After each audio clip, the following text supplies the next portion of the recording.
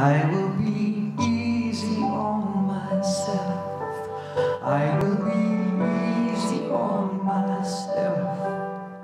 And I will love myself like a newborn baby child. I will be easy with myself. I will be easy with myself. And I will love myself like a newborn baby child. And I will only go as fast as the slowest part of me feels safe to go. I will only go as fast as the slowest part of me feels safe to go.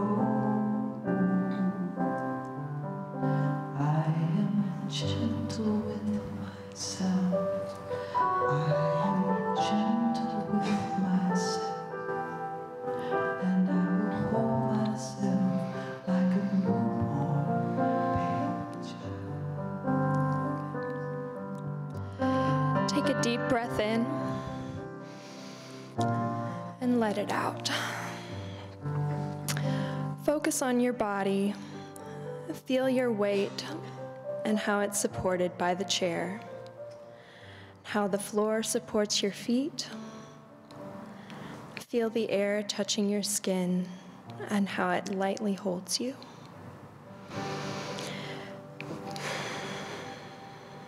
Feel how your bones are held by your muscles and how each bone connects to support your seated position. Let a warmth of gratitude fill you as you know that you are totally supported right here and now.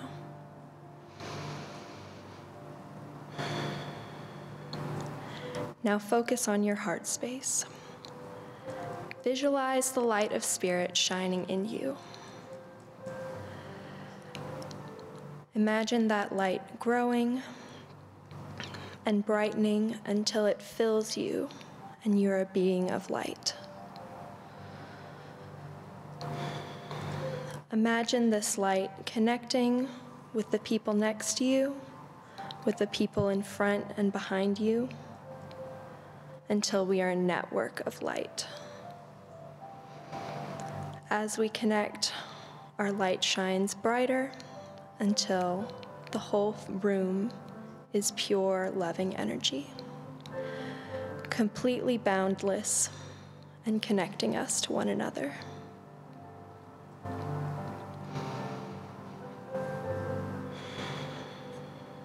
Now focus back in on your heart. Notice how much lighter and more loving you feel as you know you are connected to every other person in this room.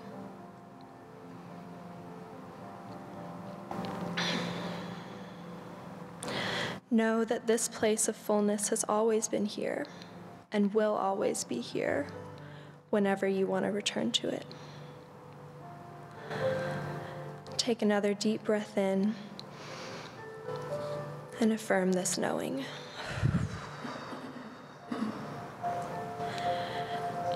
Now begin to notice your body again. Begin to stretch in your skin. Know you are perfectly safe and whole, just as you are. When you're ready, take a deep breath in and come back into the space and open your eyes. Good morning. Hello. I am really excited to be here. I'm Marilyn Connelly, in case you didn't catch that. I'd like to say that, I'm not responsible for all of this. My parents find a way to make it the Connelly show whenever I'm speaking. which I really appreciate. You know, like it's good family time. You know, don't get to see each other that much. It's just, you know, got to pack all the embarrassment into 1 hour of the week. But I know, yeah, that's what I'm saying. And I'd also like to give a shout out to all of y'all for making it to church on daylight savings. You did it, and I'm so proud of us.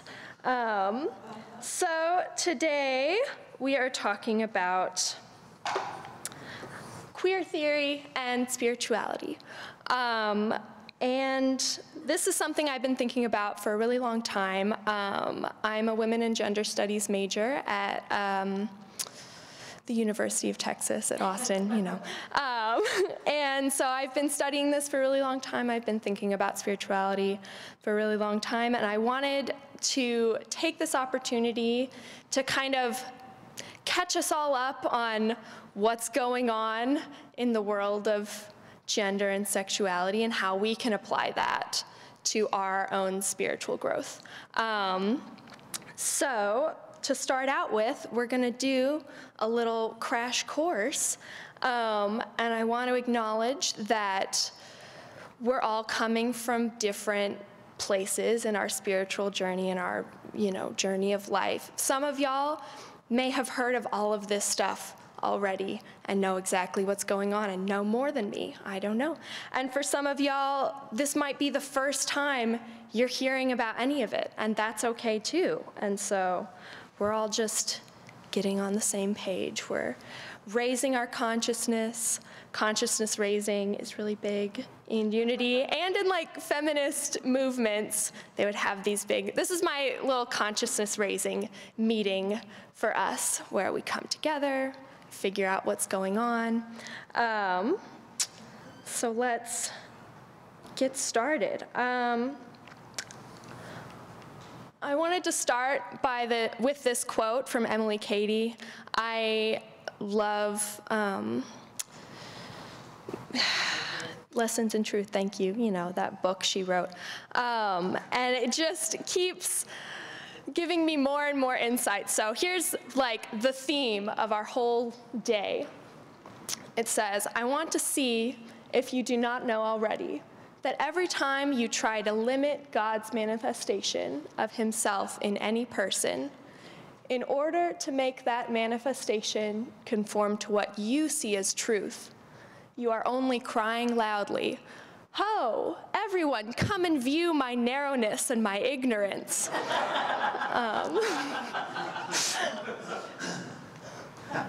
So that's the theme of today. So we'll be structuring this first part based on the 4 agreements, just because when I was going through these different teachings really made sense with what I'm trying to talk about, and it's just a good way to live your life in general. So we'll start with this diagram. Seems like a lot, but I am going to let you know it is the most concise, simple representation of all of this stuff that I've seen. And it's a resource from the UT Gender and Sexuality Center, which is just a wonderful place, does all of these like workshops and stuff, and that's how I came in to contact with this work. So here we go. Basically what this is showing is that the sex you were born with is not necessarily the same as your gender identity, isn't the same as how you express gender, and doesn't necessarily inform your sexual orientation. So gender identity, that's how you feel. That's the gender you know as your truth. You could be agender, genderqueer, or non-binary, and that basically means that society's ideas of male and female just don't fit for you. You don't feel like a woman, you don't feel like a man, you might feel like a man and a woman, or you might feel like neither gender, just the idea of gender is not for you. You don't fit in either of those like categories, and you don't connect with either of those expressions. And then woman, girl, man, boy, you guys know that. Gender expression is how you present. So you could have like, a really good example of this is like a butch woman. That's a woman, but they express more masculinely. And so, you know, like, they're pretty solid in their gender, know what's happening, but are not comfortable with how the gender woman is expressed in our society. And same thing, you can have agender expressions, kind of androgyny, gender queer, multiple things happening, you know, dresses and masculine expressions and all of that. Femininity, femme, masculinity, butch. Sex assigned at birth. We kind of assume that there's got to be a binary somewhere. We have non-binary gender, but, you know, sex, you're either born male or female. And the more studies we're doing, the more we're finding out that that isn't necessarily true. The majority of people are born, you know, with hormones and genitalia that reflect either male or female, but we have intersex folks who are somewhere in the middle. Hormones don't match genitalia. The term hermaphrodite used to be used, just kind of a blend. And then sexual orientation, gay, straight, you know, it's who you're sexually attracted to, which can be different from romantic orientation, which is who you want to have romantic relationships with. You could be sexually attracted to men, but only really be comfortable. You could be sexually attracted to men and women, but only really be comfortable having relationships with women, if that makes sense. And I have this beautiful color wheel to talk to us more about this idea of fluidity. And because a lot of times, especially because we're thinking about like sexuality in terms of like all the way gay or like all the way straight or, you know, bisexual. With gender, a lot of times too, it's kind of, you know, it's not this easy black, white, gray situation. It's all of these colors because not everything in our life is gendered, and like not all of the ways someone wants to express themselves are 100% masculine or 100% feminine. There's this kind of, you know, all of these possibilities for expression. Clear as mud? Okay. We will have time to ask me questions in the middle. So if you have questions, I'm going to try to answer them now, but then you'll have opportunities in a little bit. So this was the main takeaway from my first ever Women's and Gender Studies class, and I give it to you. Biological sex does not determine gender, does not determine sexuality. You could have someone assigned male at birth who identifies themselves as agender and who is, you know, bisexual. It's not just, for so long we've kind of thought of like, you're born male, you are male, you're attracted to women, and, you know, we know that there are all of these different possibilities now for identification, and that gender does not necessarily like inform sexuality. They're separate things. So with all of this being said, how do you interact with people that don't conform to these ideas we have already? How to be a good ally? And this is where the 4 agreements come in. And this is Unity of Seattle, aren't they cute? So, yeah. Trans identities. I have a note about this so I remember all of the things I'm supposed to remember. So, we use the term trans or transgender these days. You know, language is changing all of the time.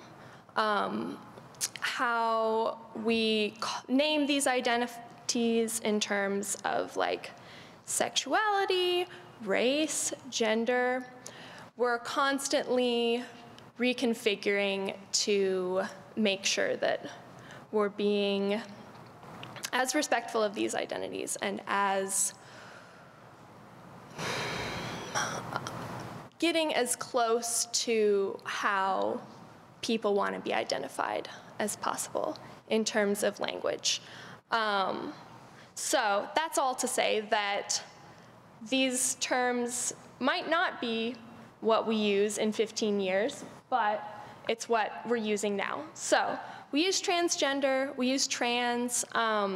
People don't really say transsexual anymore because it kind of denotes that someone has gone through like some sort of surgical transition, and that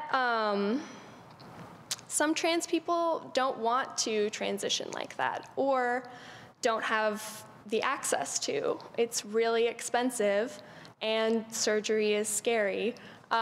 So sometimes, like a lot of times, there's this question of like, oh, are they a real man or whatever? And like, yes, because that's their identity, that's how they identify.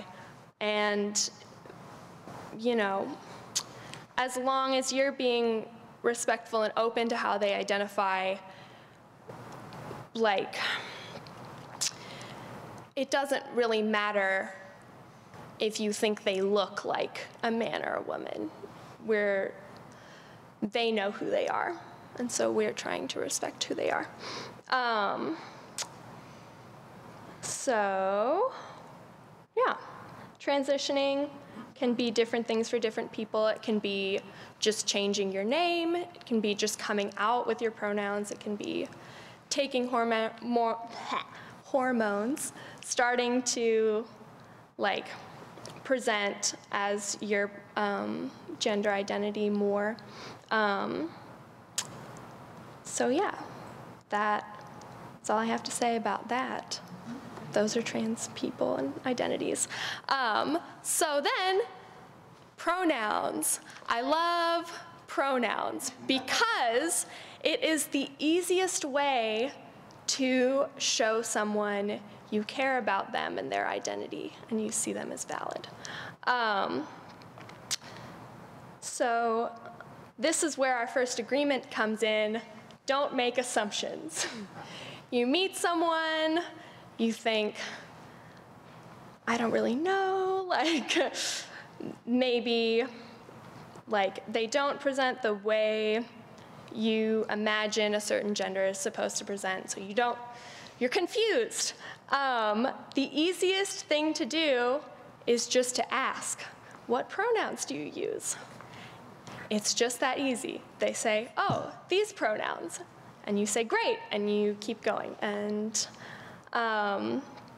you know, usually just the fact that you care enough to ask will be enough for a person. Maybe you aren't comfortable asking. That's okay too. This is where my favorite pronoun comes in. They, them. They, them is a magical pronoun you can use for anyone, which I do. Sometimes people, I'm gonna be honest with you, sometimes people tell you their pronouns and you forget. It happens, it's happened to me.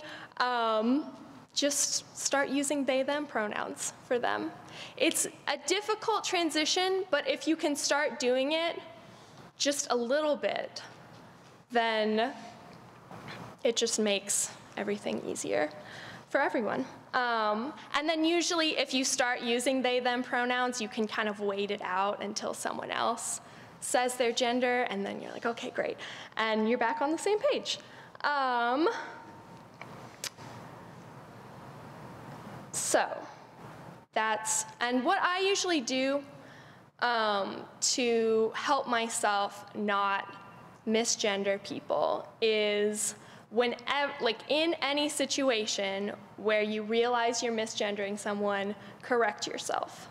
Whether you're just thinking about the person and you use the wrong pronouns. Just correct yourself in your head. If you're talking to someone and the person isn't even there, correct yourself. Easy peasy. Easy peasy. And if you do misgender someone, it happens. And this is where we are just trying our best. It's the fourth agreement. All you have to do is apologize quickly, correct yourself, and move on. If you make it a big deal, you are making everyone else in that situation more uncomfortable and drawing attention to this thing that doesn't need to be blown out of proportions. Just concise. Oh, sorry, he. Move on. Easy peasy. And so, if you do mess up, I had a man come up to me, not come up to me, we were having a conversation, tell me that, I don't care if, whatever you want to be identified as long as you don't get mad at me if I say the wrong word. This is where microaggressions come in. Some of y'all have probably heard about microaggressions before. They're used a lot when we talk about queer people and people of color.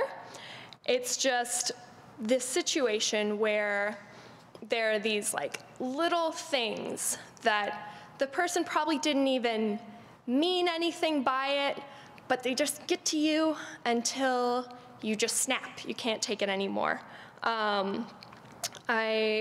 A woman in one of my classes was talking about how whenever she goes through TSA, they always try to pat down her afro. And it's one of those things where it's security, they probably need to do it. It's not that big a deal, but it's just enough to get to you. And they just build up throughout the day. So if you misgender someone and they get really upset with you, don't take anything personally. Maybe you messed up. Figure out how you messed up. If you don't know, learn, move on. You don't know. It might be like the 30th time that someone has misgendered this person today. So learn, try not to be too hard on yourself. Don't take anything personally. Sexual fluidity. This is where queer theory comes in, and that's what I'm interested in. We have this idea that people are born this way, and that's what makes them valid. It's okay. I was born gay, that's why you can't just pretend that I'm not. But we're learning more that, especially in terms of women, sexuality can change over time. People start becoming attracted to the same sex or like different sexes at different times in their life. And that's okay and valid too. And we have these really clear categories, but there's fluidity within them, and they aren't necessarily as strict as we think they are. That's what I'm trying to get at. Intersectionality is just a good word to know. And something to think about. It's the idea that we have these different axes of identity, and in women and gender studies, we often think about it in terms of like oppression. So the experience of a gay black woman is different from the experience of a gay white woman, or like a disabled queer person experiences the world differently and has these like things that affect them that aren't just because they're a woman or aren't just because they're disabled, and is just an amalgamation of all of it and kind of a multiplication of these different things. That's just something I wanted to throw in there. Let's all take a deep breath. I talk really fast. I'm kind of nervous. But here's the time to ask a women and gender studies major. So, if you have any questions. Yes? So, pronoun question. Is that acceptable in the English, or is that grammar? Which grammar? They, them? Yes. So, they, them is singular and has been used for longer than we've used it for non-binary people. Yes. For a group or for an individual? For an individual. So, you are at Zilker Park. You see someone from across the way. You don't know who they are, but they're getting up to no good. You say, what are they doing? They. How do you use it in more words and lessons? So I have a friend named, I don't know, Alex, and they went to the store yesterday, or like people use partner a lot. My partner,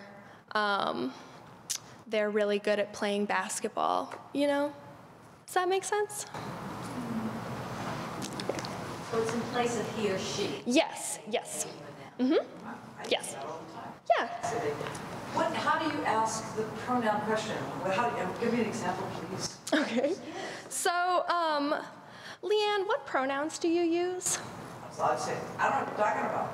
So, yeah, and this is something I forgot to mention, and this is something I still struggle with, obviously, because I forgot. You can introduce yourself with your own pronouns, which would be, my pronouns are she, her.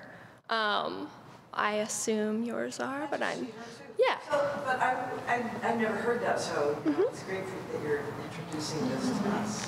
I'm glad, yeah. That's what I'm trying to do. Yes, Jackie. Marilyn, so we're at a party. There's somebody standing across the room. I don't go, hey, what is they name? Or what is them name? What is their name? What is their name? Or what is your name? Yeah. Okay. Yeah. Yes. I just had kind of an observational sort of a question. This term came into my head, radical compassion. Yes. Like that's what we're trying to do here, is be absolutely as compassionate as we can be. Absolutely. Is that true? Yes. Oh, repeat that for those who didn't hear the question. Oh, I just. Yeah. Yes. So I work at the University of Texas, and I'm seeing a lot more people using the pronouns at the bottom of their email script. Yes. Email signature, and so I am like, is that pretentious? Is that being nice? Is that being supportive? Is that being an ally? Like, I've been wondering, you know, like, when does someone who identifies as she, her, put that at the bottom of her signature and feel like it's appropriate and supportive, not? That is a really good question and something I've been struggling with. You know, I think it's radical compassion. We keep having, like, you know, we're trying to, I think the focus is normalizing. And so if we all get used to talking about our own pronouns more, even if they seem obvious to someone else, then you give people the opportunity to talk about their pronouns. So it would be appropriate at this stage? Yes. Yes, ma'am. I'm not understanding is like, maybe it's because I don't know the pronoun. I'm not quite, I recognize Google Translate and see what's Yeah. I'm not on this, I'm not, you know, like at the letter you're talking about, is it like underneath they write us, I recognize it, or I'm not understanding. Yeah, so, I'm not quite getting it. yeah, I think linguistically, I don't know what would be most helpful for you, but usually it's just like, I'm Marilyn, I use she, her, hers pronouns. Those are the pronouns. She, her, he, him. Yeah, they, them. You say well, I'm neutral. You say I'm neutral. If you don't want to say like I'm man, I'm her, or it. No, yeah, that's where they, them comes in. And there are other pronouns that non-binary people use sometimes. I'm personally not like versed enough in them to like tell you more about them, but yeah, they, them, he, her, she. The sexual fluid, I would take fluidity. Is the changing is you mentioned evolving. Is that more of a cultural thing or a biological finding? The fluidity is biological research. It's more of a biological finding. Yeah. I just heard an NPR podcast where they were saying that it's pretty much at menopause, a lot of women change their sexual orientation just like that. And It's hormonal. But isn't there just a cultural acceptance? no, it's a biological. Yep. Thanks, Mom. So the reason for it to do this is to like support the person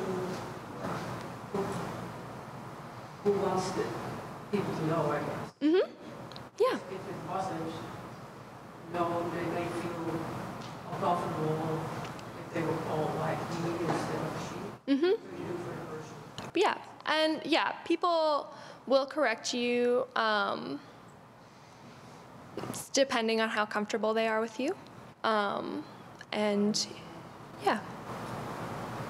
Definitely sounds like this is one of the times in the evolution of our communication that it's now shifting to a different way of communicating.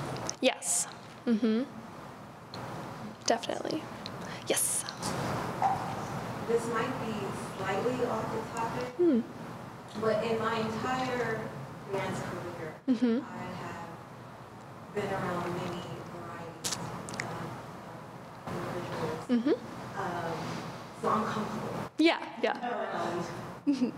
Everything, everyone, whoever you want to be, however you want to be. And I think I might have mastered every category. But there was a time, an old friend of mine, he was a man, and we brought up the topic of gay. He was like, it is bad, it's wrong. And I was like, here we go again. And so I was like, you I dismissed it. Okay, that's your opinion. Okay. But this time I wanted to hear what he had to say. And I said, why do you think it's wrong? And he said, because it's not natural. You cannot make a baby with a man and a man and a woman. And I said, but what if they don't want to make a baby? Like, Yeah. that's not what they want. And he was just like, it goes against nature. And so that's one of those times that I say, you know what? I respect your opinion. You know? Yeah. I want to ask you, have you ever came across that question, and how do you handle that? What is your response to that? So in terms of nature, in like,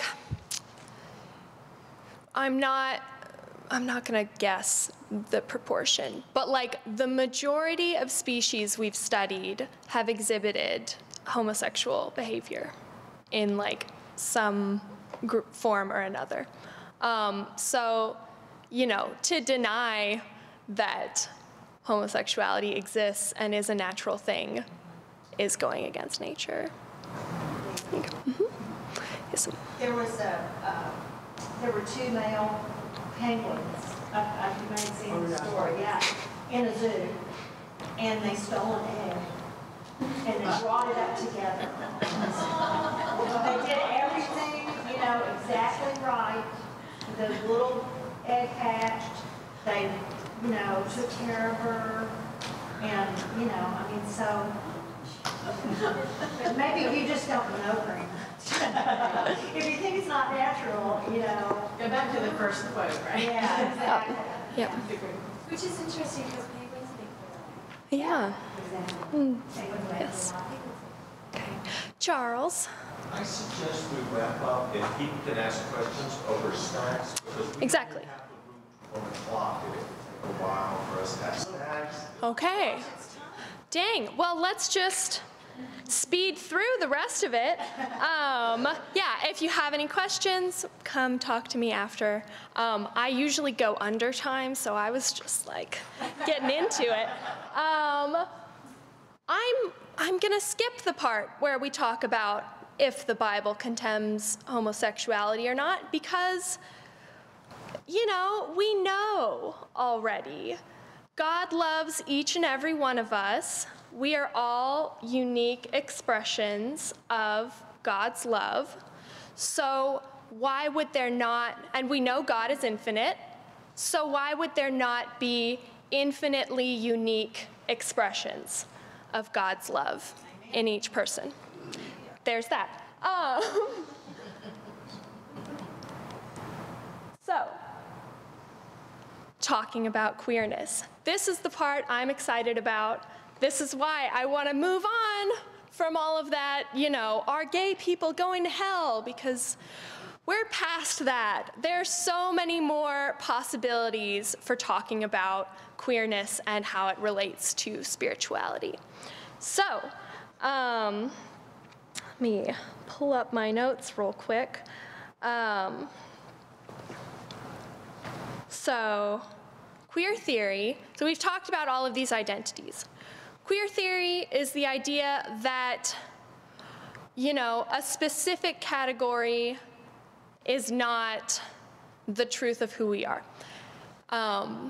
Queer politics kind of came out of this gay and lesbian political movements in which they really didn't feel like they were being heard. You know, bisexual people, like genderqueer people, were not satisfied with getting specific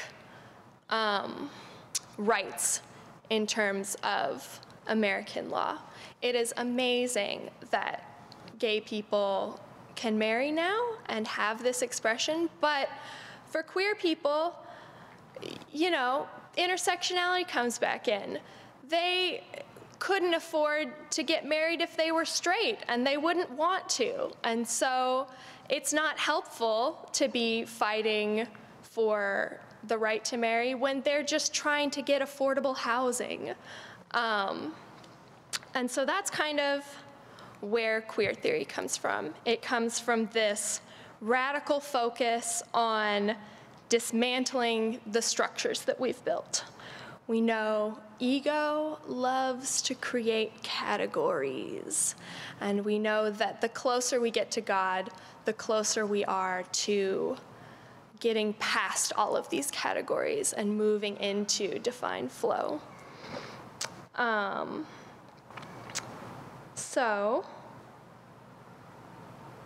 for this reason, people are scared of queerness. And, you know, they should be. It means breaking down all of these boundaries that we've been so comfortable with for so long. It means being dissatisfied with the institutions that we've been given. And I would argue to you all that if you weren't dissatisfied with the institutions that you had been given, you wouldn't be in here going to Unity Church right now. I know the majority of us have come from different places where we just didn't feel like the truth was being spoken to us. And so here we are. So I think that through this transcendental act of deconstructing, we can make it a unifying practice. I have another quote from Lessons in Truth. Were it not at times so utterly ridiculous, it would always be pitiful to see the human mind of man try to limit God to personal comprehension.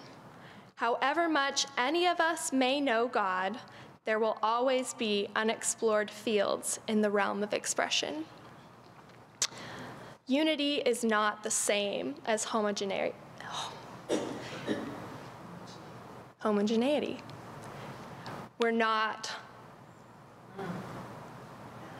We have the expression of God within each and every one of us. We all express it differently because God is infinite. And we create this grand picture of God by every one of our unique shining lights. And if we try to take away any of those or invalidate any of those, we don't have a clear picture anymore.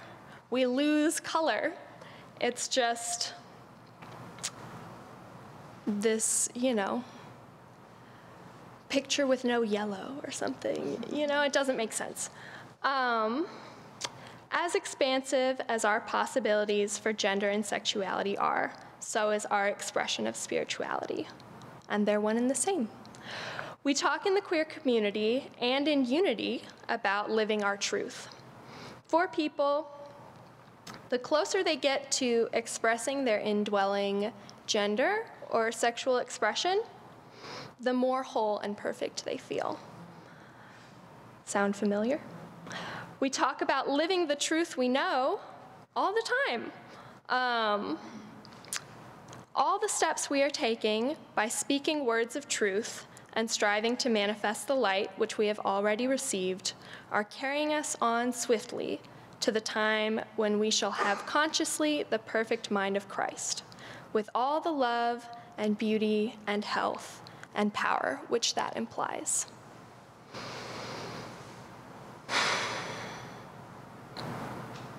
Got that?